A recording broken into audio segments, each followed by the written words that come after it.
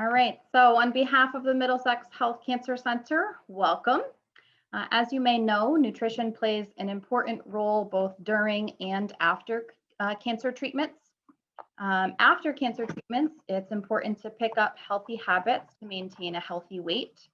Good habits also help rebuild muscle loss, promote bone health, and improve overall quality of life. Plant-based foods such as fruits, vegetables, legumes, nuts, and whole grains are packed with nutrition. Eating a mostly plant-based diet will help you reach these goals and can help reduce your risk of developing another cancer. In this presentation, you will learn more about the benefits of a plant-based diet and see some examples of healthy and delicious plant-based meals and snacks. My name is Amber Kapoor. I'm the Health Education and Grants Coordinator for the Middlesex Health Cancer Center, and I'll be the moderator for tonight's presentation. I'm very pleased to have here with us our two oncology dietitians. Amy Blewett is a Connecticut licensed registered dietitian nutritionist. She has worked as a registered dietitian nutritionist since 2001, joining Middlesex Health in 2002, where she worked as an inpatient dietitian originally. She began working for the Cancer Center in 2014. Amy has a Bachelor of Science degree in dietetics from the University of Rhode Island and completed her internship at Danbury Hospital. She works with oncology patients, their families, and the medical team to provide individualized medical nutrition therapy at our Westbrook location. Amy is an active member of the Oncology Nutrition Dietetic Practice Group of the Academy of Nutrition and Dietetics. Mary Delaney is a Connecticut licensed registered dietitian nutritionist as well. She's worked as a registered dietitian nutritionist since 2001 and joined the Middlesex Health Cancer Center in 2014. Amy has a Bachelor of Science degree in dietetics and nutrition from St. Joseph College in West Hartford, Connecticut, and became a board certified specialist in oncology nutrition in 2012. She provides medical nutrition therapy for clients across the continuum of the cancer experience, including primary prevention, cancer treatment, secondary prevention, cancer recurrence, and palliative care. Mary also is an active member of the Oncology Nutrition Dietetic Practice Group of the Academy of Nutrition and Dietetics. And Amy, I will now turn it over to you.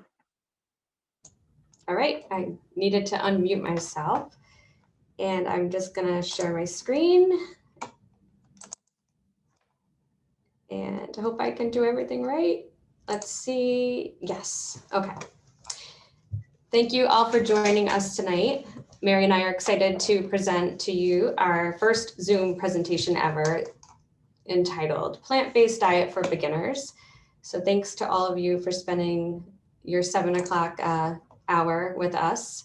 So Amber already introduced us. I am Amy Blewett, and I am at the Westbrook location for Middlesex Health Cancer Center, and I will be doing the first part of the presentation, and then I will pass it over to Mary, and she will do the second half. So I thought we would start with our goals and objectives for today or tonight. So we are going to review evidence-based recommendations regarding nutrition and physical activity for cancer survivors. We will understand the benefits of a plant-based diet, learn 8 ways to get started with a plant-based diet, and then we will assist all of you with practical ways on how to implement healthful changes in our diets. So I thought we would start off with the AICR guidelines for cancer prevention. And AICR is the American Institute for Cancer Research. And these guidelines are based on recent scientific evidence, and they are developed by a team of experts, and they're very consistent with those of the American Diabetes Association, the American Heart Association, the Dietary Guidelines for Americans, as well as the American Cancer Society. So the first guideline is be a healthy weight. So we know that excess weight increases our risk for not only cancer, but for diabetes, hypertension, high blood pressure, a lot of different chronic diseases. So we want to make sure that we keep our weight in a healthy range and avoid weight gain in our adult life. And I think it's important also for everyone to know what their body mass index is, or BMI. And this value, it tells us what our body fat is compared to our height and our weight. And so if you're not sure what your body mass index is, you can always ask your primary care physician, your medical oncologist, or you can also plug it in. There is on the website, on the American Institute for Cancer Research, they have a calculator where you can just plug in your weight and your height, and then they give you your value of what your BMI is. And there's different categories. There is underweight, normal weight, overweight, and obese, and different categories of obesity. And so if you do happen to fall in the overweight or the obese category, just know that any sort of reduction in that value will be beneficial for your overall health. Our goal is to get into that normal weight category, but even small reductions in that number is going to give you great health benefits. So number 2 is be physically active. Our bodies are meant to move, and we want to move more and sit less. And so the recommendations here are to strive for at least 30 minutes of activity 5 times per week. And that's a minimum. The American Cancer Society has even bumped that up further. They say up to 300 minutes a week. So just the more activity that we do during a day, even, parking further away from a store, taking the stairs instead of, taking the elevator, that's just added on benefits to your exercise that you're already doing. And if you're just right out of treatment, just make sure that you get your doctor's approval before jumping in and doing that 150 minutes a week. We want to just make sure you're doing it safely. And so number 3 is why we're here tonight, is to talk about eating a diet that's rich in whole grains, vegetables, fruits, and beans. And so we're looking for 2/3 plant foods on our plate and 1/3 less of animal products. We want to make sure that we're limiting consumption of fast foods and other processed foods that are high in fat, starches, or sugars. And we want to make sure that we're limiting consumption of red meat and processed meat. And so the recommendations here for red meat includes pork, beef, and lamb. And we want to make sure that you're eating less than 18 ounces, between 12 and 18 ounces a week. And for processed meat, if you choose to eat, we want to make sure you're eating little, if any, processed meat. And that's your hot dogs, your lunch meat, your bacon, and your sausage, those types of cured meats. Number 6, limit consumption of sugar-sweetened drinks. And it's best not to drink alcohol. However, if you choose to do so, the recommendations are 1 drink for women and 2 for men a day. And lastly, do not use supplements for cancer prevention. It's always best to just use that plant-based diet that we're going to go over to meet those needs instead of taking those pills. Okay, so what is a plant-based diet? So a plant-based diet that we're going to talk about tonight, you don't have to be vegetarian and not eat meat, and you don't have to be vegan and and avoid milk and meat. But what we're going to be talking about tonight is just a focus. So this is a focus on plant-based foods. Your meal is going to be surrounded by a variety of fruits, vegetables, whole grains, beans, nuts, and seeds, and legumes. And you can include animal foods. And if you choose to do so, then just make sure that you're choosing low-fat dairy, fish, and just small amounts of those animal meats. So our plant-based diet daily goals, that's kind of a tongue twister, but we want to make sure we're choosing plant proteins every day. So at least 1 meal a day, try to choose beans, nuts, or seeds as your protein for that 1 meal. And if you are eating meat, then just make sure that you're eating a small portion. A small portion is adequate.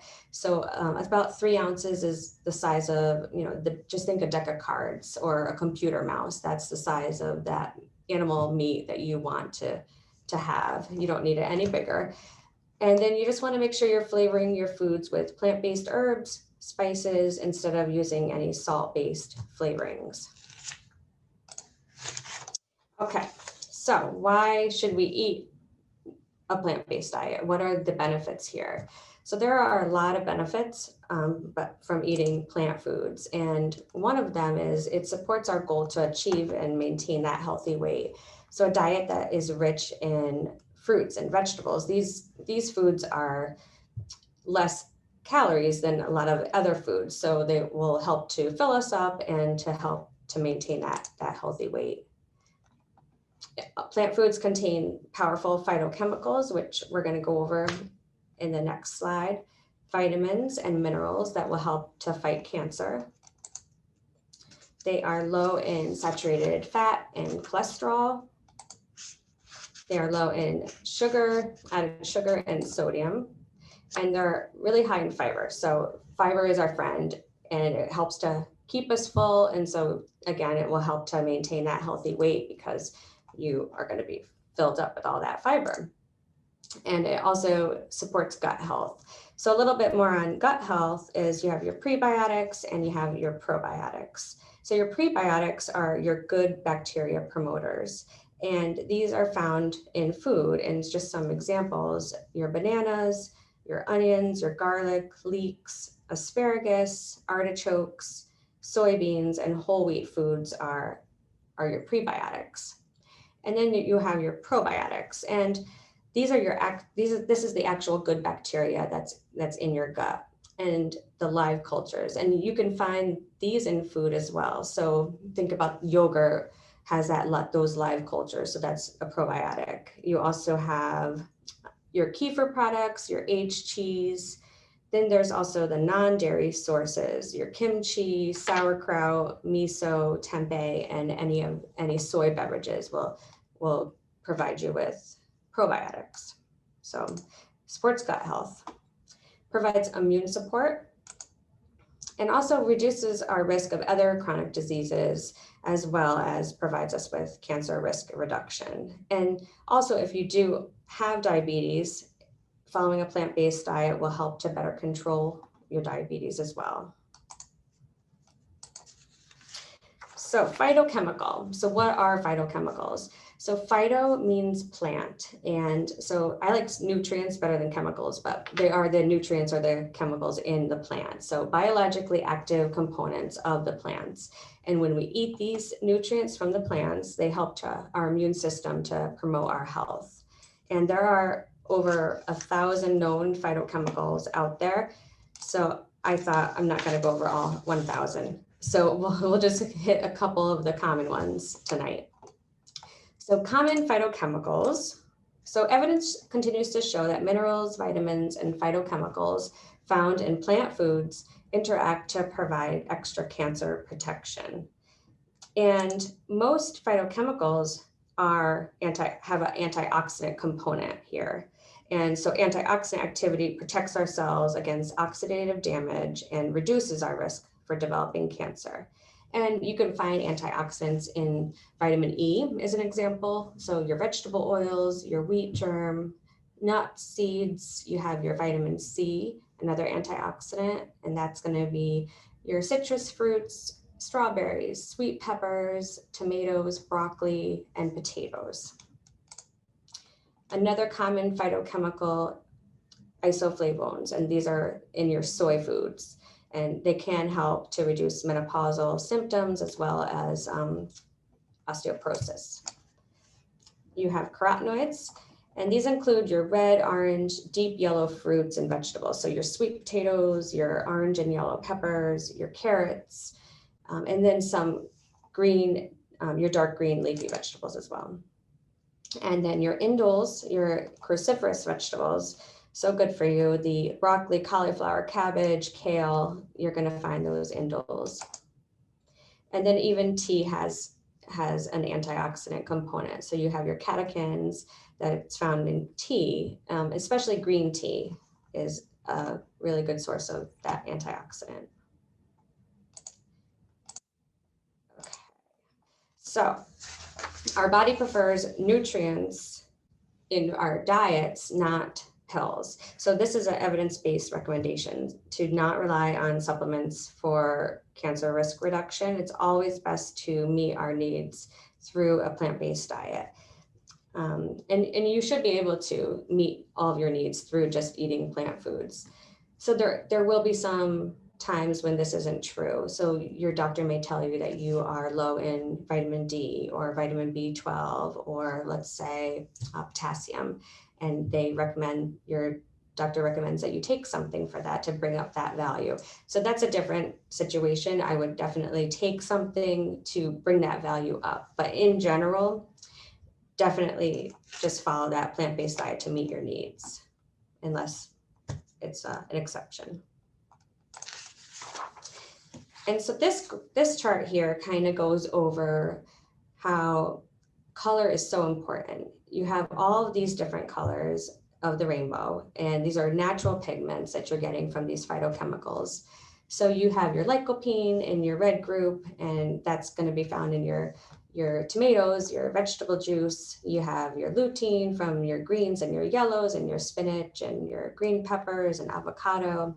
And even white has a section. Normally we say, or you hear people say, don't have white foods. But in this situation, the more you cook with garlic and onions, chives, leeks, you're going to get those allyl sulfides, and it's a really great antioxidant. So you can see here, the bottom line, I think here is you want to make sure that every time you eat, you have a lot of color. You want color and you want variety.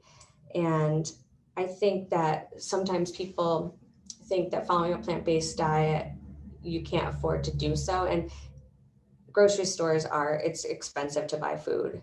And if you do have a budget to follow, you can always eat canned food. You could do canned vegetables, you can do canned fruit. If you're doing canned fruit, just make sure that when you purchase it, it's in its own juice. It will say 100% juice instead of that heavy syrup.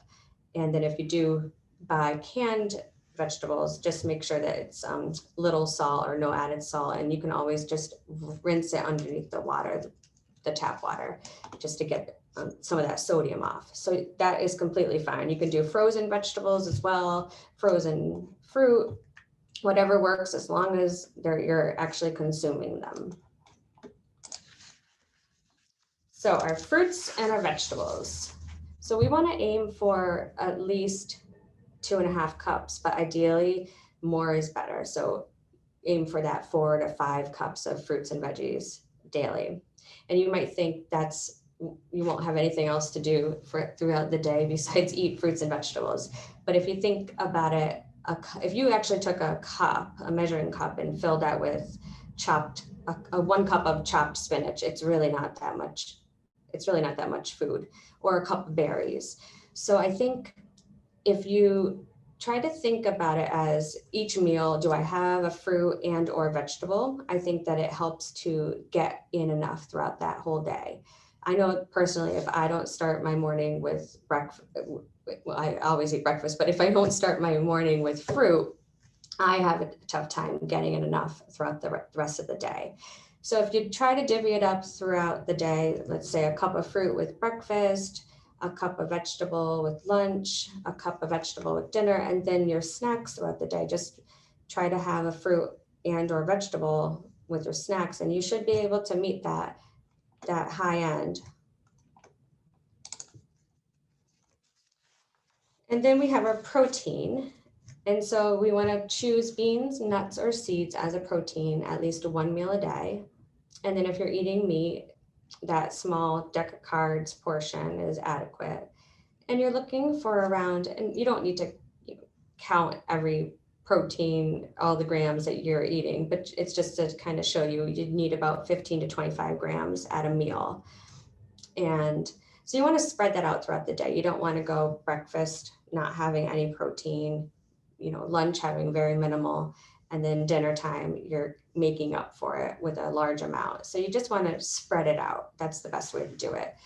And just to give you a little bit of an example of how much protein is in what, if you took a cup of, let's say chickpeas is about 11 grams, an egg is about 6 or 7, a 3-ounce portion of chicken is about 21, and then an ounce of almonds is about 6 grams. A cup of milk, 8 grams. So you just want to make sure that you're spreading that out.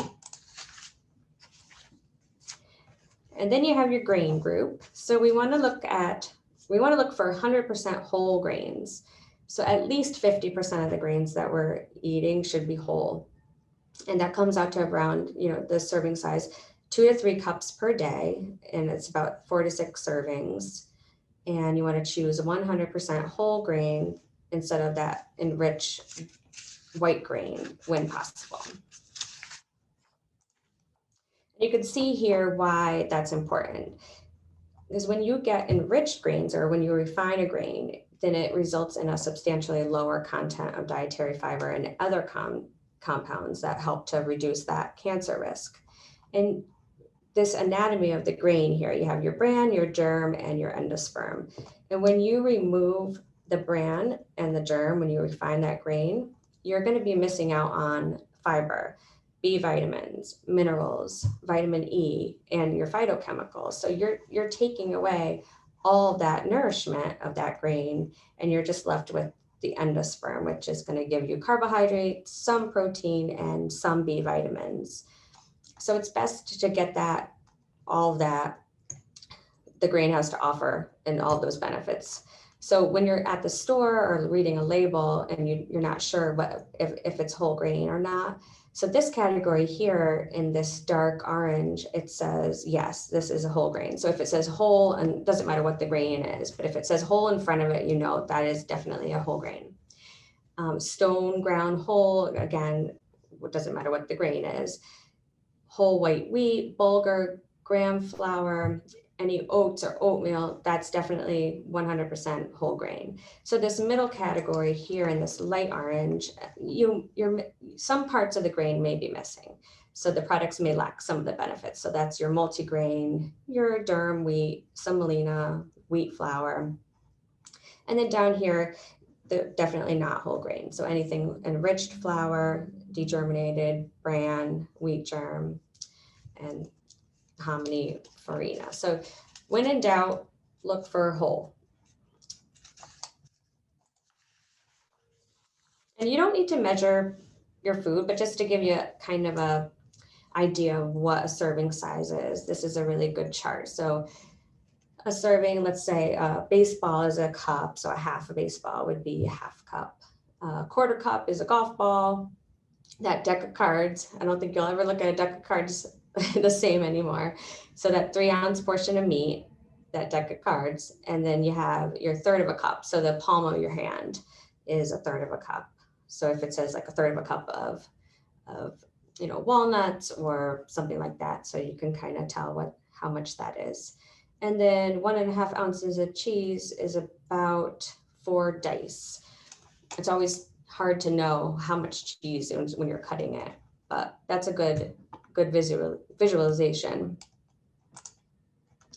So here we have our typical American plate versus our healthy survivor plate. So our typical American, we might have half of our plates with, let's say, a 10 to 12 ounce portion of meat.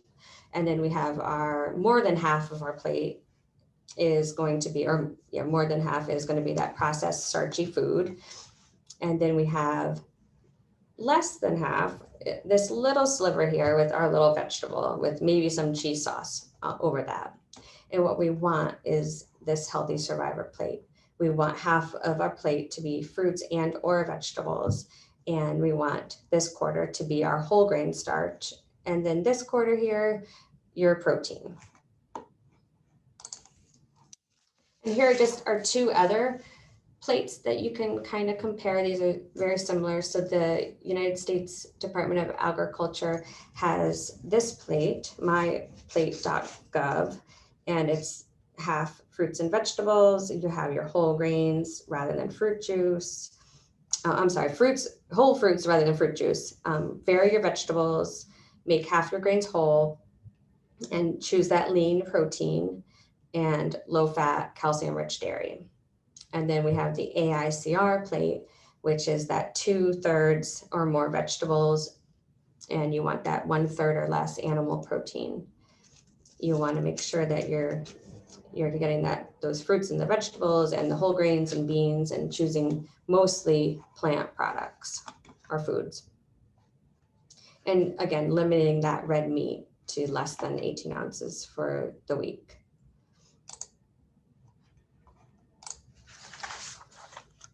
And lastly, I just wanted to end my portion with this slide here. So Julie Lanford is a cancer dietitian, and in the corner there, it says cancerdietitian.com, which is a great website you can go to for some more information.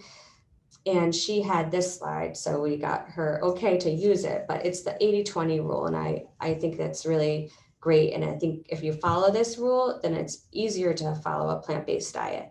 So 80-20, 80% of the time you want to eat for its nutritional function. So what you're eating for what that food is going to do for you and your health. And 20% of the time you eat those foods that you want to eat, but you just want to make sure that you're doing so with making sure that you're using balance and moderation, because you just don't want to fall into a habit. So if you're having ice cream every night after dinner, well, that's a habit. Or if you're grabbing a breakfast sandwich every morning while you're out, then that's something that you can curb. Or going out to eat too much during the week, that could be a habit as well. So just making sure that you use that balance and moderation. And I think that makes it so much easier to follow this way of eating. And also just know that small changes can have huge impacts on your overall health. So even just little changes that you decide to do after this talk, then that will just be that much more beneficial for you. And so I'm going to pass it over to Mary now, and that way she can show you all how to implement this plant-based diet. Thank you, Amy. This is Mary speaking. Amy's going to adjust the slides as we go. So Amy gave us a great background on why a plant-based diet is good for our health, and I'm here to talk to you about how to implement that at home. So let's get started. I really like that visual of the healthy survivor plate. We want to think of having an abundance of vegetables. You want to visualize your plate that you use for lunch and dinner, and you want to fill half of that with the colorful vegetables that you enjoy. Make it, again, a lot of color like Amy was describing to get all those great phytochemicals.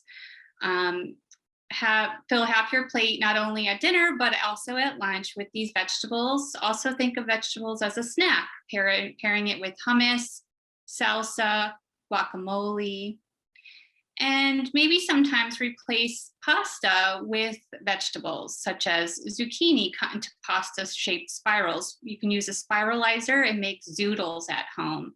They're easy to steam, and you can top them with your favorite pasta or sauce or other sauces. And then when making soups and sauces, maybe try blending in some vegetables such as spinach or cooked squash into these to increase your vegetable intake. Secondly, we want to think of meat as a garnish, as it is on that healthy survivor plate again. We don't want meat to be the centerpiece. We want our vegetables and whole grains to be more of the centerpiece, 2/3 of our plate in total. Incorporate good fats such as olive oil, olives, nuts and nut butters, seeds, and avocados. And then think about replacing some meals with vegetarian meals, maybe a meatless Monday. Start there. Build these meals around plant-based protein sources such as beans, incorporating whole grains and vegetables. Add beans as a substitute for some or all of the meat in your favorite meat-based dishes like casseroles or stews. When we're choosing grains, we want to choose more whole grains, and we want to do so starting with breakfast, such as oats for oatmeal in the morning. Quinoa is also a good option, buckwheat or barley. You can doctor this up with some nuts or seeds and fresh fruit. And Amy was talking about variety. We also want a variety of dark green leafy vegetables on our plate, such as, kale, collard, Swiss chard, spinach, or other greens. Try something new each week. And if we steam, grill, braise, or stir fry these, we preserve their flavor and nutrients. And veggies also work well in place of bread.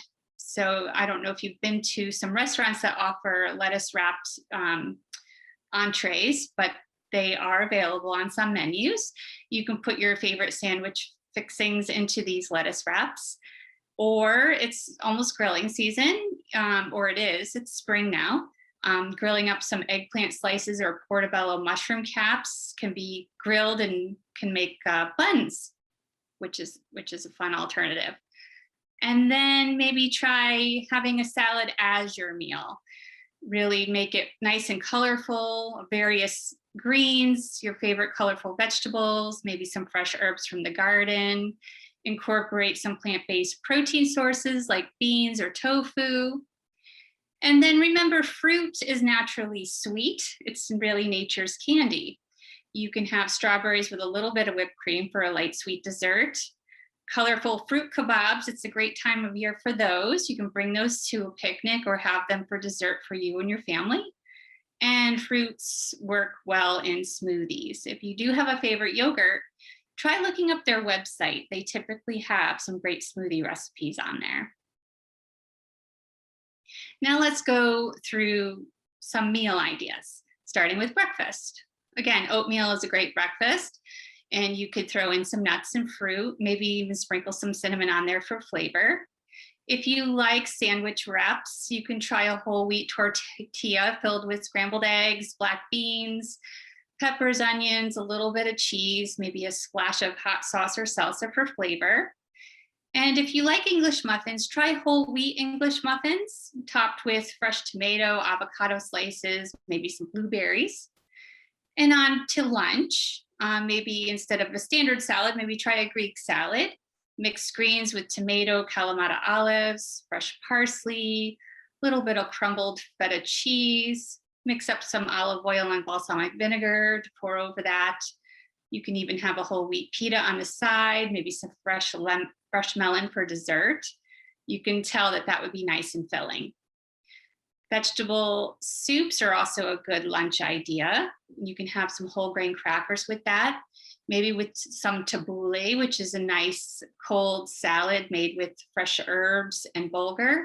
A lot of grocery stores have that pre-made, ready to go, or you can look up a recipe and make it on your own. Maybe have that with an apple or an orange, for instance. And another lunch idea might be a vegetarian pizza. Top that with some mozzarella cheese, tomatoes, your favorite vegetables, and maybe have some strawberries for dessert. On to dinner. Grilling is a great way to cook again. Maybe some vegetable and tofu kebabs, a quinoa spinach salad on the side. And instead of the white pasta, try some whole wheat pasta with some beans, peas, maybe a side salad, again with that extra virgin olive oil mixed with balsamic vinegar for a nice flavor. Vegetarian chilies are always nice. Maybe try a side of spinach orzo salad with that. And don't forget to make some extra dinner. Tack up some leftovers for lunch the next day. And don't forget snacks. Our plant-based choices are great snack ideas. Vegetables with hummus, salsa, or guacamole, as mentioned earlier. We're going to demonstrate how to make some roasted chickpeas in a moment. And lots of recipes online for that, or some edamame. And nuts and fruits are always a healthy snack idea. When eating out, sometimes it can be a challenge to eat healthfully when eating out, but you can certainly check the menu for some vegetarian entrees and sides. Always start with a broth-based soup or a salad to help fill you up on all that good fiber. And when you're at a fast food restaurant, look for broth-based or bean lentil type soups or chilies. And always try to choose more often a fruit or vegetable side in place of anything fried, such as French fries or onion rings. And get your kids into the habit of doing that as well. And if you're going to outdoor type events, plan ahead, maybe bring some fruit with you. Ask for extra vegetables on sandwiches. I wanted to bring up the new Healthy 10 Challenge the American Institute for Cancer Research is promoting currently. It's very easy to sign on. All you need is an email. And you can see here, I listed all the great downloadable handouts they provide during this challenge. And each week they'll email you great recipes and tips for following more of a plant-based diet, tips for eating out and moving more. So I encourage you to check that out. These are references that Amy and I used to put together this presentation for further reading if interested. And here is a list of resources for further reading on plant-based diet, cancer prevention, healthy eating, and a great list of some places to go online for some real healthy recipe ideas. And now we're about to see a food demo. Amber's going to play the video, and listed here are some of the recipes that will be demonstrated for you to look up after. Enjoy the video. Great. Thank you so much, both Amy and Mary, for a great foundation here. Lots of great information. As a reminder, we will post some of these resources and recipes in the chat for you, and we will have a few minutes at the end of the webinar for questions if you'd like to submit those through the question and answer feature at the bottom of your screen. Now we will go into, we didn't know we had a Food Network star on our hands here, but you'll see how amazing Mary was in her kitchen, kindly sharing several meal and snack ideas with you.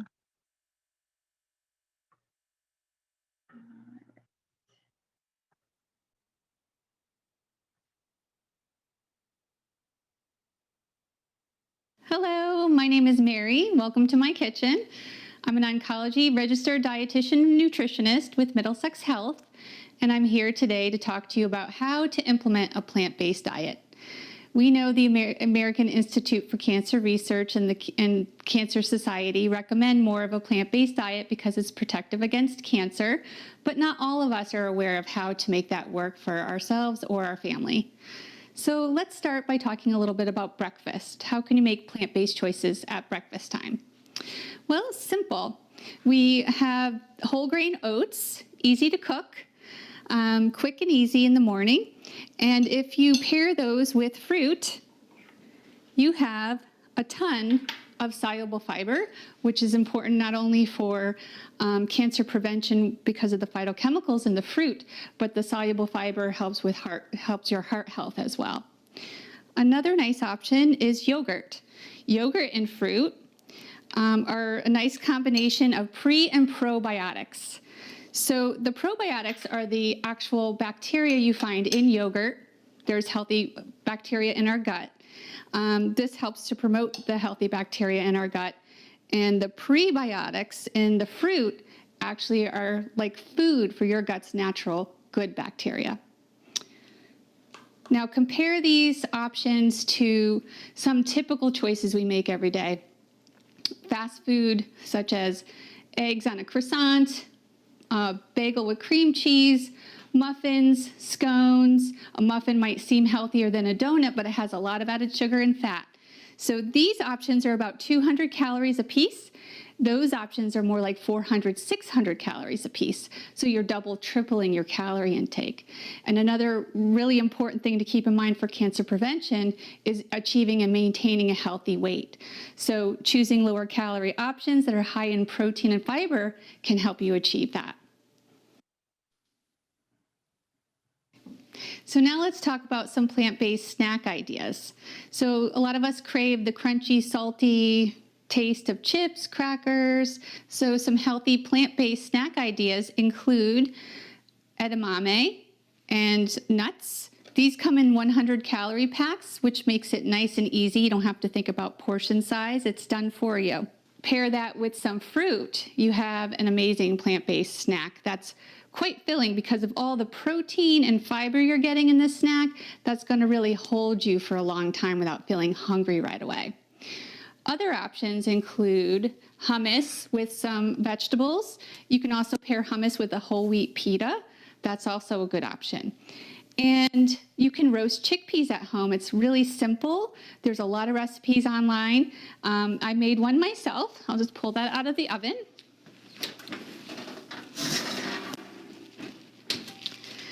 And this is made by just opening a can of chickpeas, letting them dry out a bit, throwing them on the pan with some sprayable olive oil.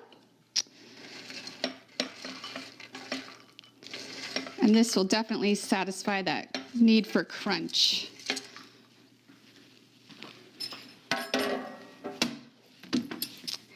And this is a blend of all these spices, an eighth of a teaspoon of salt and a quarter of a teaspoon of all these other spices. And you don't have to get this fancy. You could just use salt and pepper, honestly. Do it to taste. Mix that up. And nice healthy snack, loaded with protein and fiber.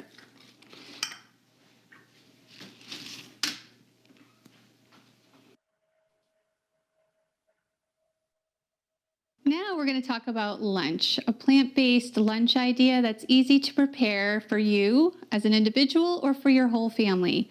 Keep in mind this could also be used for dinner. So this is going to be a Mediterranean plant protein power bowl. It's nice and easy to put together. You start by cooking up some quinoa. Quinoa comes in some different varieties. And it's just as easy to cook as rice. I made this quinoa with vegetable broth to give it some added flavor. This is a high protein whole grain, so it's a good plant-based protein source, and whole grains have a lot more nutrition than refined grains. All right, so we just start assembling this beautiful salad in layers.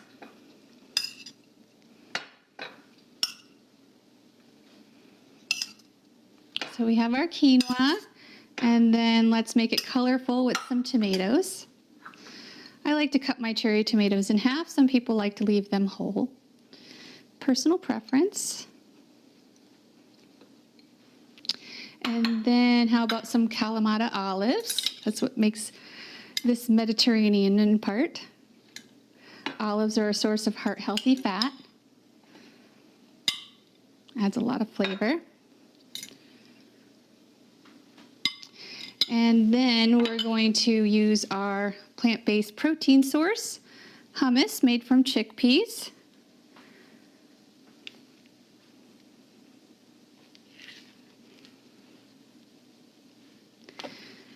And a lot of fiber to help fill you up. Okay, and now we can layer in the cucumbers. I used my fancy slicer. And red onions. Lots of color. You want lots of color in your produce to get all those different phytochemicals in your diet. And now the last missing piece is the avocado. Excellent source of heart-healthy fats. And, just make sure you cut away any brown spots. Just chop it as you wish. And that is our last layer here.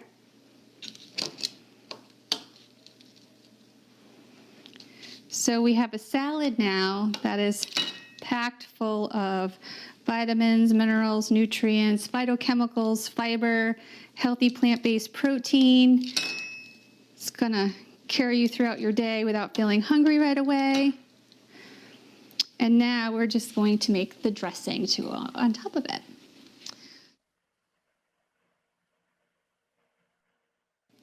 Okay, so we're going to make our own dressing, which is a lot healthier than store-bought dressings a lot of the time because there's a lot of added sugar and salt in those.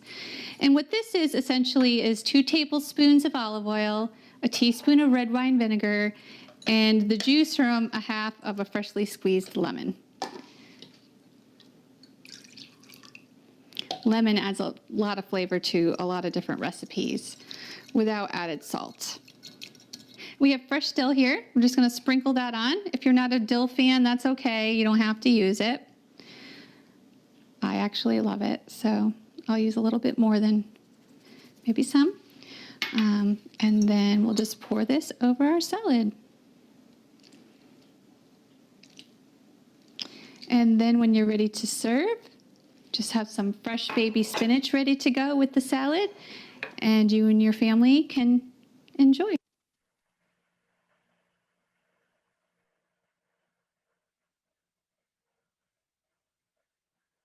So now we are going to make a vegetarian dish, vegetarian kale soup. A lot of times it's made with sausage, which is a processed meat. So I looked for a vegetarian option, and I make it for my family, and we eat it all the time. We love it. I do vary up the recipe all the time, but it's nice and easy and quick to make. So we start off by sauteing 1 yellow onion and 2 tablespoons of oil, and I've started that process behind me. And then you want to get a bunch of kale. It's surprising how much it cooks down, so it might seem like it's an overwhelming amount, but it works. And I already washed it and started chopping it, and I just want to show you what that process is like. I like to remove these thick, long stems from the leaf. Yeah, we don't want those stems in there. They're a little rough. We just want these delicious leaves. Now, kale is a cruciferous vegetable, and cruciferous vegetables, which include Brussels sprouts, cauliflower, broccoli, have been significantly associated with decreased risk of certain cancer. So we really want to incorporate them on a regular basis if possible. Just give that a good chop. And then we're just going to throw it in the pot.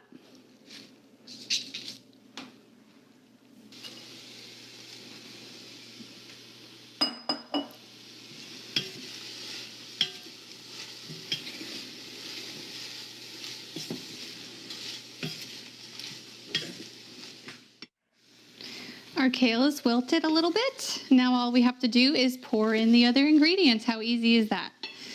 So I like this boxed broth. It makes life easy. And it calls for about 8 cups of liquid. So each of these is about 4 cups. So we're going to add 2 boxes. And I'm using the vegetable broth.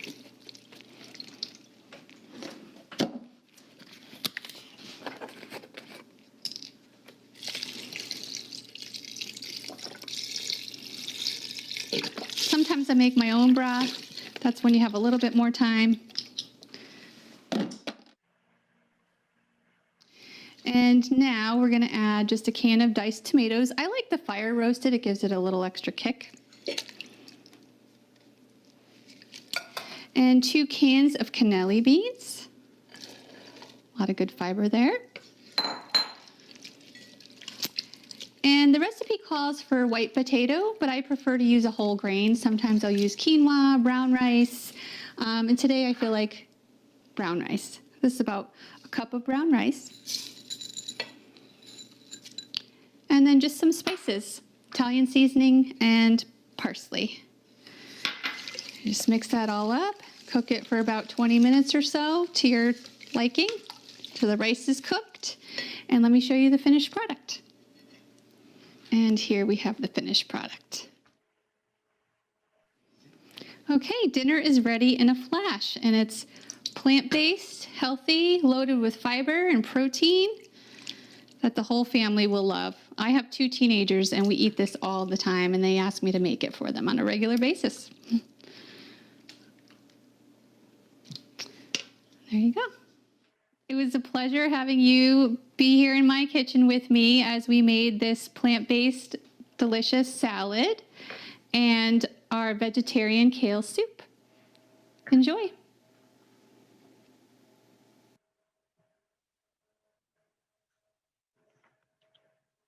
All right. I don't know about you all, but that makes me hungry, even though I've already eaten dinner for tonight. There are lots of delicious ideas that Mary shared with us. So thank you so much, Mary. So as a reminder, we will share those recipes in the chat tonight. We'll also post them to the Cancer Center webpage. So be sure to check out middlesexhealth.org/cancer-center, which I'll also link in the chat tonight. So we'll now move into the question and answer portion of the presentation. As another reminder, please submit all questions through the Q&A feature at the bottom of your screen.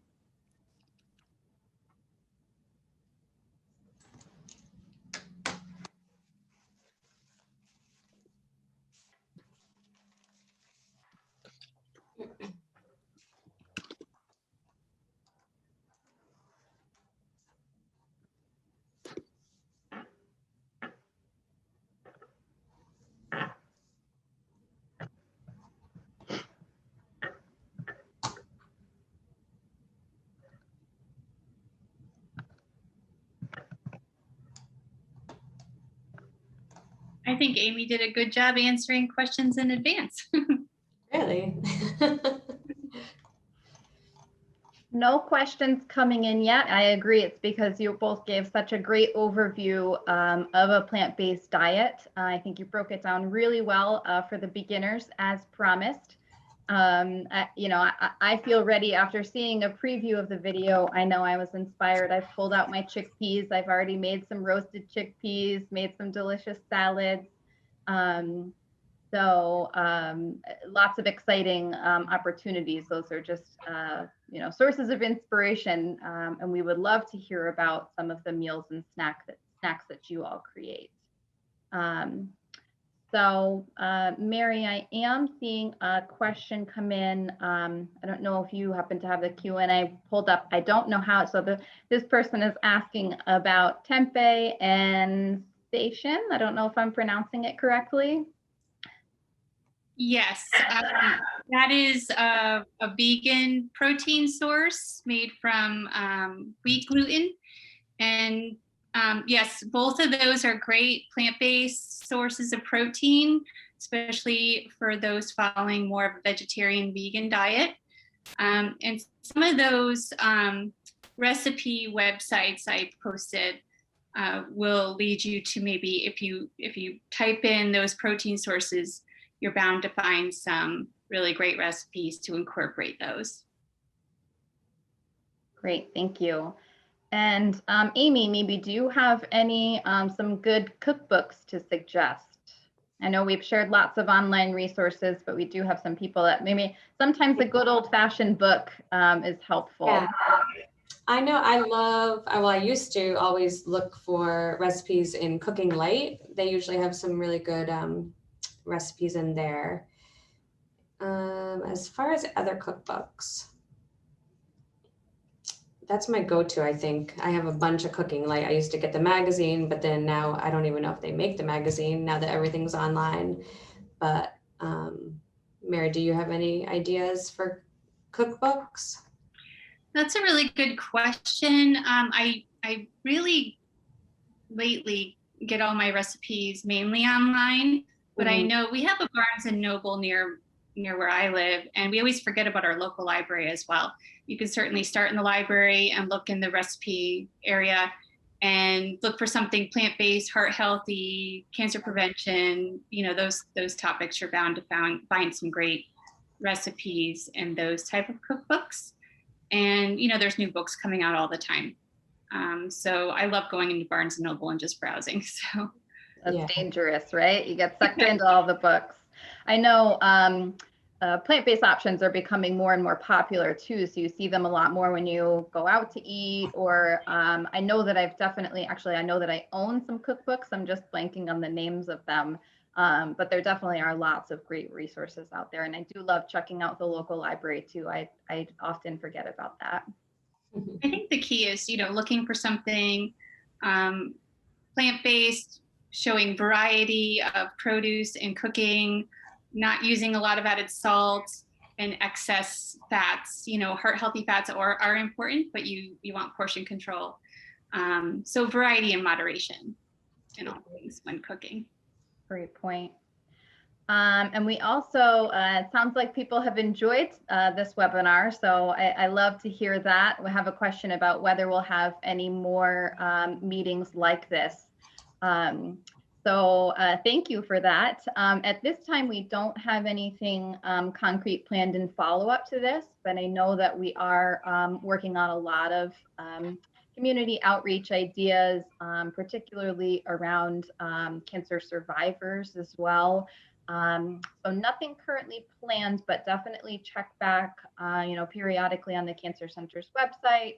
I'm sure we'll do some mailings. I know that we have some other, not necessarily nutrition related, but other survivor events coming up that you should hear about through the mail. Or if you're still coming either for treatments or follow-ups, definitely check in with your doctor, or if you're seeing Mary or Amy or Patricia and survivorship, everybody is a great resource, and we'll be sure to keep you up to date on other events that we have planned in the future. And I think that's a great note to end on. I'm not seeing any additional questions. So again, I'll just thank you all for attending. Remind you that we will post a recording of this webinar to the Cancer Center site in case you missed part of it or would like to share with a friend. And we look forward to future events with you all. All righty, have a good evening, everyone. Thanks for joining. Thank you.